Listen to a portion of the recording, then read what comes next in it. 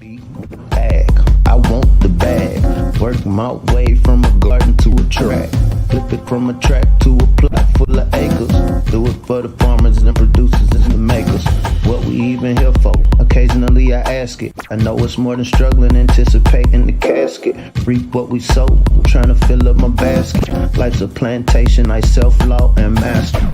Over the plot I've been granted on this planet. Now it's slanted, cause the chosen been supplanted. But if you overstand it, it was spoken. Fractured, but we ain't broken. Even though some would rather play the role of token, we growing. Black through the essence of our presence. We carry the blood of gods, we carry the mind of peasants. Rich black gardens, future look more like Eden. Multiply seeds like the seed banks in Sweden. Rep my planners on plan according to season. B1 code, switching it up is treason. Black power, family what we eat. Either we get fed or we feed. B1AG. Copyright disclaimer under Section 107 of the Copyright Act of 1976. Allowance is made for fair use for purposes such as criticism, comment, news reporting, teaching, scholarship, and research. Fair use is a use permitted by copyright statute that might otherwise be infringing. Nonprofit educational or personal use tips to balance in favor of fair use. Welcome back to the garden. What's going on? What's growing on? What's growing on? Welcome back to B1AG Daily Bread Podcast. I'm John Henry Harris, and we also have Farmer Brown, the MC. I hope you're having a wonderful day, a blessed day. I hope you see nothing but abundance coming your way. And yes, here at B1AG, we talk about Black agriculture from the aspect of agricultural production, education, marketing, food, health, nutrition, and economics, all for the Black family, the Black community. So what's growing on? How's it growing? How you feel? Wiggle your toes if you feel good. I hope everybody's wiggling their toes and feeling great. We have a great story for you today. Now, as the U.S. economy continues to reopen, there have been glaring shortages across all business sectors, including labor. Yes, America claims that there is a weird dynamic in the economy right now where there is a shortage of labor. However, you have 20 million people who are on the brink of eviction and food insecurity, but there's a shortage on labor.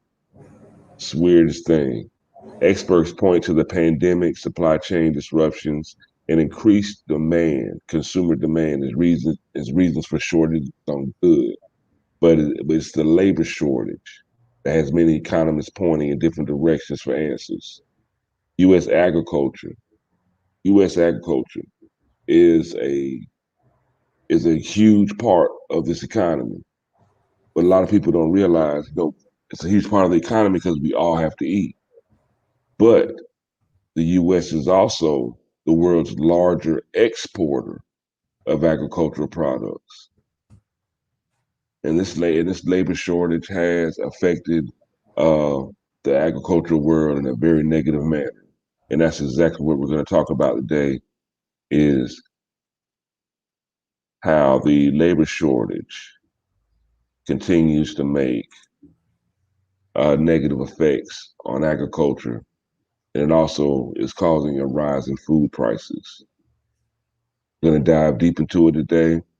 We do have a short video to show for you. But before that, Farmer Brown, got some work? I got some trivia for you. So how many, as of January 2021, how many Black, what we'll call Black-owned businesses are in North America? At this time right now, Black-owned businesses. Don't cheat. Including all the barbershops and beauty salons. And I'll give you a hint. The majority are in healthcare and social assistance. But how many total Black-owned businesses? I would say about 280,000. Half of that, 124,551. That's a small number.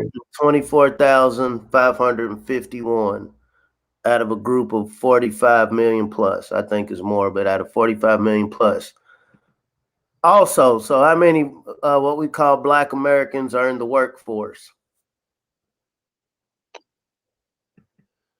that's hard right now. It's hard to tell for me because of the labor shortage. You know, all the stimulus. Um, in the workforce, I'm gonna say 17 million. Ah, man, 19.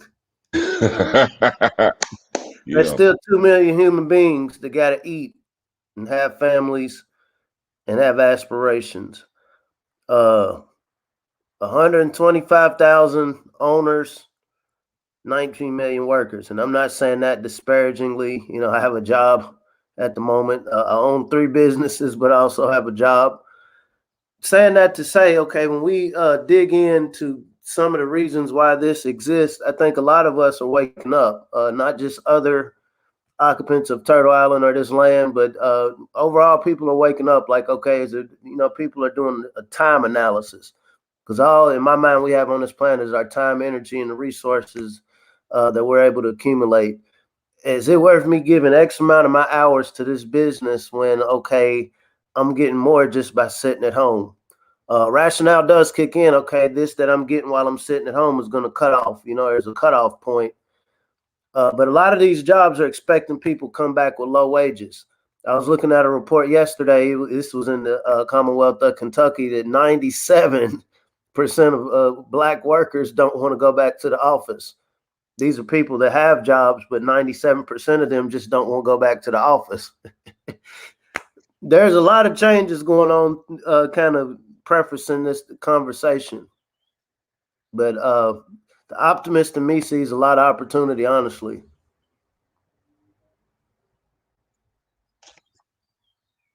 Now, as far as the labor shortage and how it is negative affecting agriculture, what it's really doing is it's causing a cost in the rise of food. Now, despite the rise in food costs, farmers are predicted to lose 9.7% of the total net income in 2021, according to the U.S. Department of Agriculture. Farmers are facing difficult challenge because as their income decreases, there's an increase in consumer demand and also a decrease in labor. Hmm. So you have more people wanting more products, more food, but the farmer's making less money and he has less labor to produce this higher, to try to fulfill this higher consumer demand. So it's really causing problems. And that's all because, and then there's a shortage of products anyway, as far as finished products and value added products. So it's a very bad, it's just a bad storm. It's like the perfect bad storm, and trying to figure out a way to deal with it. Now, although there's a shortage of labor and it is negatively affecting agriculture and it's causing food prices to rise, there's always an opportunity. There's always an opportunity. And one thing, and the biggest opportunity is if you have a CDL license. If you have a CDL right now, you have a golden ticket. For instance, up in New York, there is a company called Chef's Warehouse. They supply food for businesses, including restaurants and hotels. Now, during the pandemic, a lot of restaurants and hotels had to close. They had to close their doors. So that affected his business directly. But now that the economy is slowly opening and reopening, that that demand is back. And and if you have a CDLs right now, you're guaranteed to make over 6 figures. And also this company here, Chef's Warehouse, they actually have had to bring in truckers from Alabama. They're literally bringing in truckers from Alabama, putting them up in hotels in the Bronx at their cost, and paying them a six-figure wage. If you have a CDL and you drive trucks, you're in transportation logistics, there's a great opportunity for you in the midst of this labor shortage. But I do have a short video that I would like to show you about this labor shortage. Let me bring this up for you.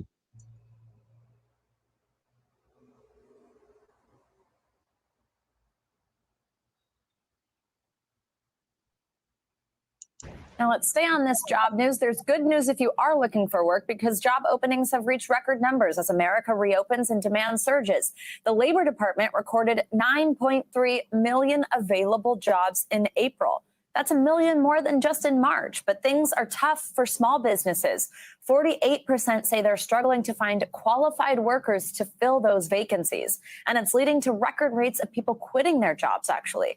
NBC News senior business reporter Ben Popkin joins us now. Ben, good morning. So fill us in on what's going on here. Why are we seeing so many companies struggle to fill open positions when we know people need jobs? Well, across society right now, we're seeing this sort of great sorting out happening in the labor market. I mean, just because there's job openings doesn't mean that those who are out of work are the right people to fill them. I've interviewed many experienced unemployed workers. They say they can't find work in their field, and they're not going to run out for these entry-level hourly jobs and start lifting boxes, say, for Amazon. But according to surveys, workers are also staying home due to virus concerns, childcare issues, caring for family members.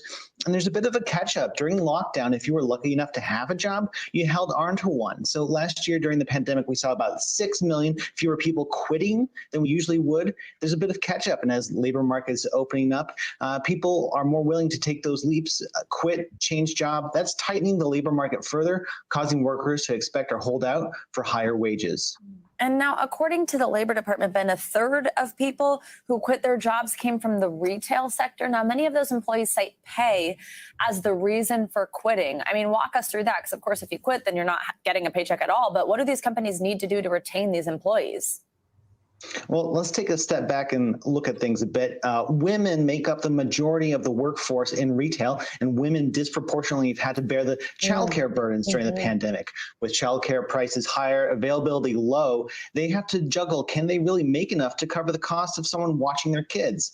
And if workers are quitting because they say wages are too low, the answer seems a little obvious. We might want to raise wages. Retail operates on thin margins, and they've been reluctant to cut into those margins. So some businesses may have to rethink their model, compete on wages, offering signing bonuses and incentives. They're going to have to get creative and listen to employee needs. Yeah, we've actually heard some pretty cool stories about that, about what companies are doing that are kind of these unique things to help employees. Now, many employees say they want to continue working from home. This is a big one. I mean, employers are planning for a return to the office. Let's talk about how companies navigate this new culture. Will we see a permanent change to office life? I mean, it's kind of funny. I've actually been talking to people here because, look, we all signed up for these jobs thinking that they were in a building that is, in some physical location. But then this year showed us kind of what we can and can't do, what is working and isn't working. How do companies navigate that? Well, what's in vogue is a sort of hybrid office approach with flexibility. So some employees are in the office while others are remote, depending on their needs and concerns, beaming into team meetings. We'll see how long this lasts. While this kind of avoids some tough decisions on the front end, experts warn that down the line it has the potential to build resentment between the remote workers who think their colleagues are getting FaceTime, being seen as more committed, while the office-bound may resent those working from home who no longer have to face long commutes and get to do a load of laundry between tasks. So managers really need to think hard, top to bottom. What are the actual requirements for every position and role? And make conscious, thoughtful decisions to create and recreate that team cohesion, and also avoid discrimination by managers and coworkers, especially as companies are trying to pursue diversity hiring goals, hire people who may not be able to afford to work in those headquarters cities, and make sure that workers are being treated fairly. Yeah, somebody said this week to me, Ben, I don't really want to go back because now in between meetings, I get on my Peloton. I'm like, yeah, that's not something you could do at the office. All right, Sure. Ben, Sure. Thank you so much. Hey, NBC News viewers, thanks for. So, Farmer Brown, I just want to talk about very quickly about working from home. I got an alert on Facebook yesterday, about your memories. And yesterday, 1 year ago yesterday, I caught COVID. Yesterday was my 1 year anniversary of COVID. I caught COVID at work. They had us all gassed up, essential workers, and be proud, you're keeping America going. And I catch COVID at work. And I don't ever want to have to go into work again. Working from home has been a godsend. And for a lot of companies, just not having the overhead of having to supply a building with electricity and air conditioning and heating, that'll probably open up their bottom line some more to where they can put that money elsewhere. But what do you think about it, Farmer Brown? Are you ready to go back into the office? I had a similar, so I had COVID last February, and I'm pretty sure I got it from the office. I know I had done some traveling in January, but I just remember the office space, the extension office I work in, there's multiple other people in there. And I ain't gonna lie, I'm lightweight traumatized by it. And so I've been fortunate to work remotely since then. And, given the choice of working remotely in the office, obviously, I would rather work from home. But saying that to say, not getting away from your question, and it made me think as they were talking, there's a lot more people working and earning than who are registered as employees or owners. When I say 125,000 business owners, I would imagine it's double that, if not triple that, of people who are just industrious. They may not have a business license, may not be, in some sort of registry. And so I don't want to paint this picture that we're just all just workers. There are industrious people who get up in the morning, they have a service or product that they create, and they sell it to people, and they conduct business and feed their families. When we're talking about agriculture, specifically in this space, there are opportunities. Right now, there is a worker shortage. A lot of the I'll say many farmers I know don't have farm IDs, but they have productive operations. A lot of times the farm IDs are necessary if you want government funding, if you want access to some of the grants or whatever programs are available. That's one of the prerequisites. But on the flip side, when we're talking about, being self-reliant, and, I hope you understand what I'm saying.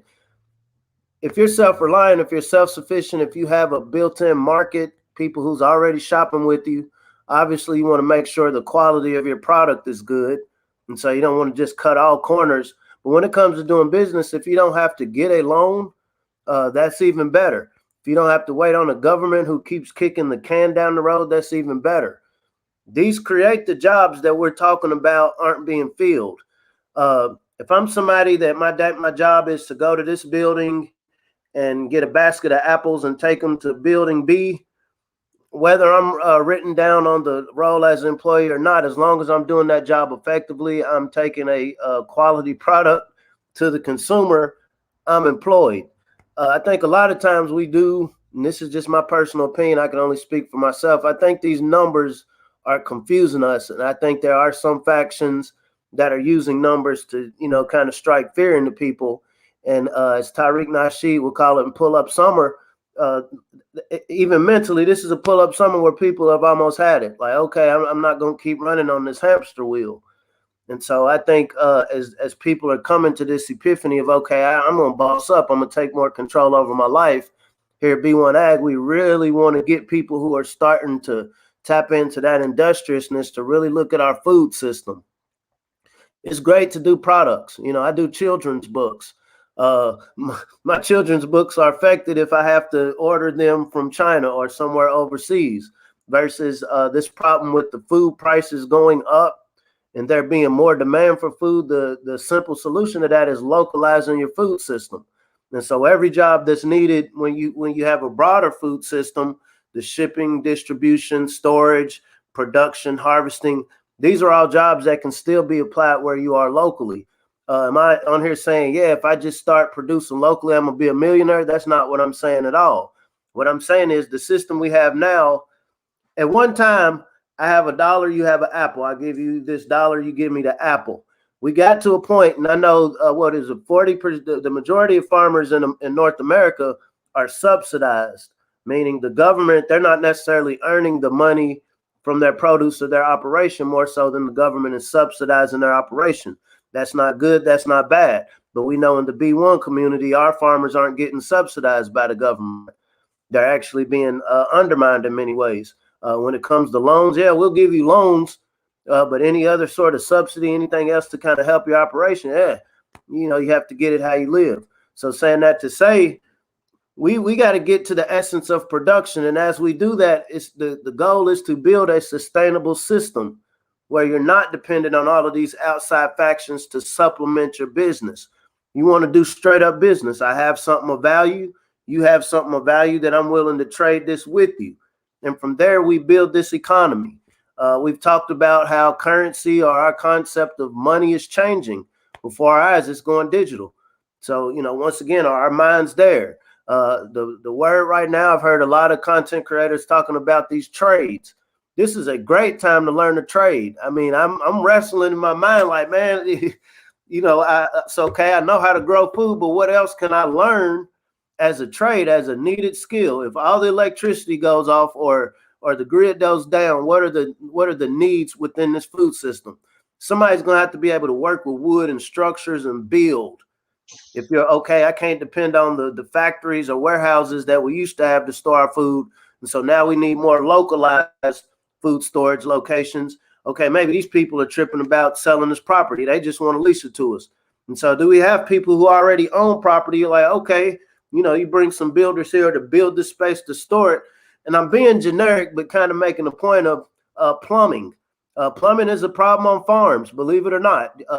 Waste management. Right now, one of the cases that are being made, the greenhouse gases, trying to be a more eco-friendly country is based around waste, livestock waste, residue from pesticides and herbicides going into the rivers. And so all of these are skill sets that can be applied locally. The chefs, I was speaking to some kids yesterday. One little girl, I don't want to farm, I just want to be a chef. And I was kind of I was trying to make the point to them because they were in fourth grade. And I'm like, by the time you're my age, this concept of preparing food is going to be totally different. It ain't going to be like you just have kitchens and you bake biscuits anymore. I mean, you're competing with machines that can create lab-grown meat. We're in an age where you're now going to get your food delivered to you in a drone. And so how are we seizing upon these changes? It's not to say you support the change or against the change, more so than how can we create our own niche within it. But this is a great opportunity because we're literally watching in front of us all of the areas that are voided. And so, like I'm saying to the melanated family, okay, we see where they want the workers to go back to. Now, are we going to go back to them as workers, or are we going to go back as contractors? I don't know. I kind of like that word contractor. That just has a better ring to it than worker to me. Contractor. That sounds a little bit more equitable, a lot more fairer. If you can put yourself in a position as a contractor, you have a lot more control as you're offering your services and they accept it for payment. Yeah, I like contractor as opposed to worker. Now, in the field of agriculture, like we're showing, there's a lot of opportunities. Opportunities are there. We need to jump on them. Now, consequences of us not jumping on them. Okay, now you got increased farm wages, decreases the income for the farmers, right? So once the farmer has a smaller income with the reduced labor availability, along with increased consumer demand, what that forces the farmer to do is to make production changes. Now, when we say production changes, that could mean, okay, well, I'm not going to grow this year, or I have to grow this year. It could mean, let me bring in these robots to come pick my my produce. It could mean I can't produce at all. this season? Ag enterprise, ag enterprise, ag enterprise. Uh, and, I'm not throwing shade on producers, but a lot of farmers, context is everything. If you don't see what your operation as an enterprise versus, this is a family business, it can make all the difference in the world. And one of the big words, when I was doing my research, is diversify your operation. Unfortunately, a lot of farmers are making their money raising livestock and ranching, and we see that there's this encroaching force that's going to minimize the amount of people that's going to get money raising livestock. And so, am I willing to start maybe a little bit more vegetable production instead of doing monocropping? And this is where you have like hundreds of acres of the same crop. Maybe I'm gonna start breaking this up and just work on really tapping into this local market instead of depending on China or foreign buyers. Okay, maybe year 1, year 2, year 3, I might take a little hit, but as I'm taking this hit from what I was used to doing, I'm gonna start building my operation to a more localized model because these people need produce. Farm tours, agritourism. It sounds corny. I'm not gonna say it sounds corny. It sounds crazy, but agritourism goes to, maybe you're just hosting farm tours. Maybe I'm a beautified space that normally I was running some livestock, or maybe I was planting something. Okay, there's not a market for it. I'm gonna create a market where I'm gonna work with some of these local youth groups. I'm gonna work with some of the local schools to do outdoor learning. We heard this talk about the Delta variant coming. I imagine it's gonna be Delta, Gamma. We're gonna have a lot of other justified or not justified reasons given to keep locking people down or this virtual learning. I guarantee that's going to happen. And so instead of reacting to it, how can we be proactive and at the same time diversifying operations? Is this saying that every black farm in America can become a agritourism destination? That's not what I'm saying. However, if you look at it, so we have millions of students, K through 12th grade. When we have these podcasts, we talk with people and people are like, yeah, we need to get the youth. We need to get the youth. I mean, it is worth a couple $100 when we do the farm tours we do. We're able to shoot the farmers a couple of hundred, sometimes a couple of thousand to host farm to table dinners. This same method could apply towards a school districts, just contracting with different schools. Yeah. Over the course of a year, we're going to bring X amount of your students out to our farm. Serve you a lunch. Can I get a contract to make sure you're going to buy at least 60% of your lunch from what I'm producing here? Just thinking outside of the box of just, I'm going to plant this, put it on the truck, and then it's going to go somewhere, and I hope I have a market for it. Weddings, nature hikes. I know through the neighborhoods right now up here in Kentucky, people are riding four-wheelers. Do we have farmers that's willing, maybe I'm going to allocate a couple of acres of just four-wheeling. People that are looking for alternative forms of recreation. Silver pasture, growing trees. Okay, maybe in year 1, maybe the next 10 years, I'm not going to get a profit, but I'm also not going to lose money trying to grow something that there's not a market for. But I'm going to get some high value trees and go on and have them started here. And whenever this little economic thing that we see going on settles, I'll still have a product that people need. Pine wood is going to be just as valuable now as it is 10 years from now, as it is from 20 years from now, because it'll be used for something that people need. And so once again, it's really trying to codify our minds around a long-term strategy versus just reacting to what's going on. What do we understand? Land always appreciates in value. If they say follow the money, we see these rich people are going after land.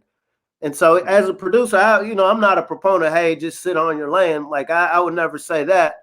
But once again, when you're thinking long term, you can't immediately say, okay, year 1, I'm going to start making profit.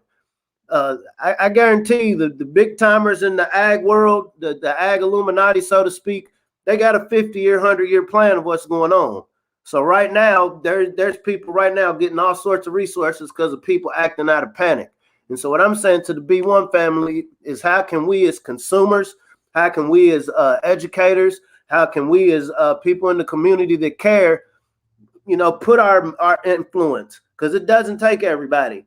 It doesn't take everybody. But how can you get a critical mass to start not only talking about it, but actually either putting some time, energy, or resource into enriching the farms that do exist. You know, volunteering to bring some groups out and paying some of these farmers to host. You know, it gets the kids out of the neighborhood for a while. These are just a few ideas, but something's got to be done, because if we're dependent on this market as it is, we see that we keep losing. And I'm allergic to losses.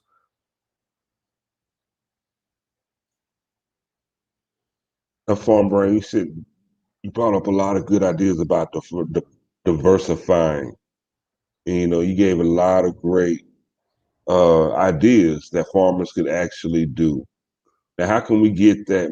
How can we get that message to the farmers more directly? Because I'm pretty sure, you know, the farmers are out there in the fields and not necessarily sitting here watching us right now. So, what is the best way, do you think, we can get that positive message to the farmers themselves, to the producers, on how they can diversify their operations to bring in more money as well as promote their farm? I'm being funny, but not thinking outside of the box. It would be cool if some of the people who get attention on social media doing whatever it is they do, whether it's beefing, whatever it is, take some farm tours. You know, do your podcast or whatever from a farm. You know, pay one of these farmers for a hayride. Attract people. You know, seeing is believing. You know, it's easy for you and I to just sit here. Maybe we do need to start. I'm gonna start putting on some footage from some of what we got going on in Kentucky. But people got to see it first. You know, words are only going to do so much. We're people that react to, okay, I see what you're talking about. So you stop talking, I see it. And so just making that visual, all it takes is a handful of people. And there are groups, social media groups that do have these visuals. But like you're saying, how do you mainstream it?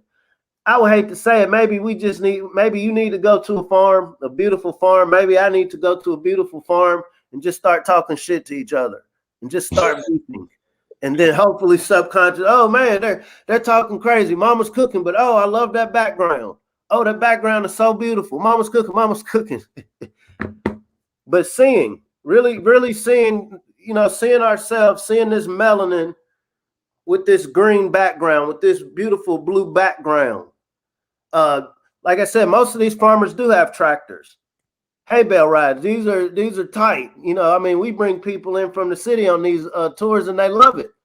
You'd be surprised how many people in their 40s, 50s, and 60s have not been on a farm since they were children. You would be surprised how many children put their phones away when they see a cow for the first time, when they see a pig or a chicken for the first time. You'd be surprised how well your kids sleep when you done had them running around on this flat safe space. It's incentivized farmers to make sure they take care of their plot. But these kids run around and get tired. And so once again, this can be applied, because anywhere where we're at, especially the melanated family, there are black farms within 50 to 100 miles of where you are. Like I said, it's not going to be everybody. But if you could get a critical mass, you know, start taking these Instagram or Snapchat, you know the terms that I'm talking about, really capturing these images of us having a good time, not just, you know, advertising, you know, per se, hey, look what I'm doing, my great life, but just really making this a subculture, subconsciously saying, hey, y'all, this is what we do. And from there, like I said, this is when these farmers can now create a whole new economy of, okay, I was talking to a lady yesterday and they do very well. She said they make about $1,000 a day just selling green beans at the farmer's market 4 days a week on 4 acres. No, they have 7 acres. Wow. Black lady, just as nonchalant. She's like, you know, she works at a school. She's like, I make more money than my principal, but just as cool. But saying that to say is finding a specific niche. But I was making that point to say they're going to start doing tourism to supplement income. And we're going to have our daughters host these tours. Our daughters are in college, but when they come home from college for the summer, they're going to host the tours on our farm. We're going to break them up into sections. We're going to have a little tent set up. They're going to eat. And I'm a contract with these local schools to bring you a group of 20 out, bring you a group of 50 out. Make sure you got at least 5 chaperones. and sign your your waivers. No, if you come out here and you're messing around, I'm not liable. All of these are things in play because insurance is a thing. I'm being serious, and so you don't want anybody injured. You don't want to get to a point where we're so desperate trying to make money that we're cutting the quality of whatever the product or service we're providing. But these are realistic things that I've seen with my eyes. I know there's many great ideas that people have, but I have no background in ag business. More so than I understand marketing. I understand, hey, it's a lot of us that haven't even been around this. And I know just with our company in Kentucky, we barely scratched the surface of melanated people who will spend some money. And white folks, other folks appreciate these venues too. Here at B1AG, we're talking about how can we make it rain on our black farmers. Like I said, we do need to buy more produce for health reasons. But when we see that agriculture as a whole is taking a hit like this, you got to know that black farmers are getting hit worse. And so as a community, when we say, how can we help? Call your local extension agency. Hey, they'll call them minority farmers. Cooperative extension. Do y'all have a list of minority farmers? Go online. Shop Black US got a list that was as of 2019. If you go on Facebook, there's a Black Farmers Nationwide group, Federation of Southern Cooperatives, and so they have a large database of farmers in the Southeast. But find these farmers, groups like Ridall up in Cleveland, Ohio. I mean, these brothers have their operation is masterful, and they're in the middle of a hood, and not enough people know about it. I was maybe 3 streets away from them, and there's some kids that was excited about the thought of knowing like something like that existed where they were at. And so this goes back to really doing a grassroots effort. A lot of the content creators are seeing that people are getting shadow banned. All of these little nefarious things or technical things, whatever, it does come to a point where we're going to have to do some face-to-face business, some face-to-face promotion, becoming real people again with each other, and promoting. Hey, I just want to bring a group of kids out here to you. I'm willing to tell you something. And if you do X amount of them per year, this adds to a whole new economy for some of these farmers. It helps them to get equipment to produce more, to where they're not sitting on waiting on the Farmers of Color Act to fall through, where they're not waiting on debt forgiveness, or where they're not having to put themselves in debt because they have a local community of melanated people and people who understand that, like, hey, instead of putting them in a beggar situation or a situation where they're waiting, nope, I'm gonna take initiative as a consumer because I appreciate what these people represent in our community. These are the producers.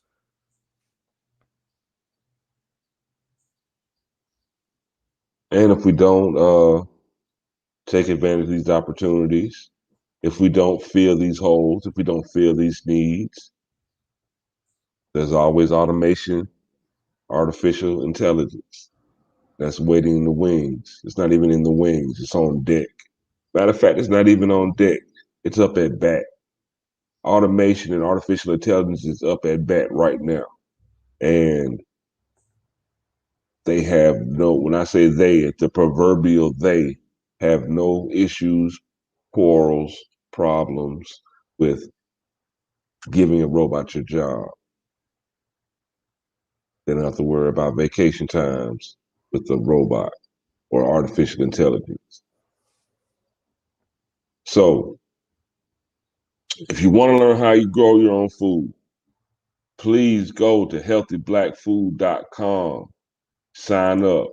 We have a great, informative, interactive, colorful, cultural, soulful course where we're teaching you how to grow your own food.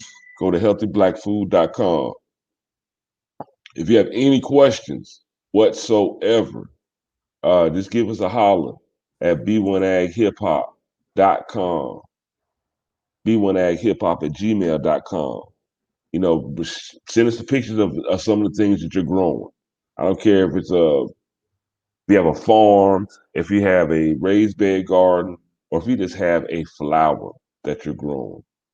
Take a picture of it and show us. We want to share it with everyone else. And also, this is just a question. Let's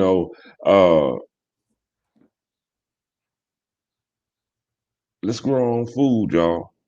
Got to shore up our local food system. We need to make sure that we can eat. We need to make sure that we have clean water to drink.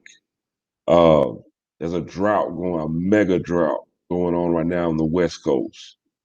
You know, the West Coast out in California, they're responsible for a lot of not only the country's produce, but globally, you know, they supply a lot of produce. So if they have no water and they're not able to grow this produce, that means that the produce that we do have, we're gonna have to share it a lot more, which means it's gonna be a lot less available. So we need to be prepared and be already in the practice of supplementing our own diet, bringing more food in for ourselves so it won't be such an issue if and when these things come to pass. I'm telling you, the Colorado River's drying up. You know, you got states competing for water resources right now. My brother lives in Canada. Now where he's at, the average temperature year round is like 82 degrees. It was 118 degrees the other day. This weather is changing. This weather is changing. And we need to be prepared to change with it, not for just for survival. This is for survival. Healthyblackfood.com. Sign up. Healthyblackfood.com. Sign up. Sign up or unsubscribe. Make sure you subscribe to the B1AG Daily Bread podcast on YouTube. We have a lot of great information for you. Sign up, subscribe, and get this daily bread. At the end of the day, if you really want to know something, I'm talking about really know it, what do they need to do? What do the people need to do, Farmer Brown? There's no business like grow business. Oh no. Learn how to grow something. There it is. I'd like to thank y'all for coming and checking us out at B1AG Daily Bread podcast. We're really going to work hard to bring you more content. We're really trying to expand. We want to spread the word, like and share, and subscribe. Help us build this platform to where we're talking about food, health, nutrition, agricultural production, opportunities, entrepreneurship. We're talking about this on as much as we talk about reality TV, where we're talking about, growing our own food as much as twerking. Like, I want to see TikTok videos of people showing off their rutabagas and tomatoes and collard greens and things of such. You know what I'm saying? Instead of shaking their butts. I grew up in Florida. I grew up in a twerk culture, so to speak. You know what I'm saying? When I grew up, Uncle Luke was the soundtrack. Two Live Crew was the soundtrack. So in a lot of ways, you're talking about you got 80s babies, and I'm a twerk baby. I was raised by twerking. But, I also know that there's more things more important. There's a lot of things that are more important and a lot of things that are critical and key to our survival and also our expansion and just empowerment as a people, even as a race. Not even just as a ethnicity race. I'm talking about human race. This is going to be, words like drought, famine. These are not nice words, but they're on the, they're just over the horizon if we don't make changes now. So y'all have a wonderful day. Put a seed in the ground today. If it's not a physical seed, it's plant a seed of love in somebody. Plant a seed of love in your neighborhood. Plant a seed of love in your city. Plant a seed of love for the country. We need to grow some love too. And we don't just need to grow some food. We need to grow some love too. So everybody, make sure that y'all make sure you get your love seeds and plant them all over the country and all over the world as well. And we Glad to see you next time. You got anything to say? Well, we out of here, y'all. See y'all again soon. B1AG.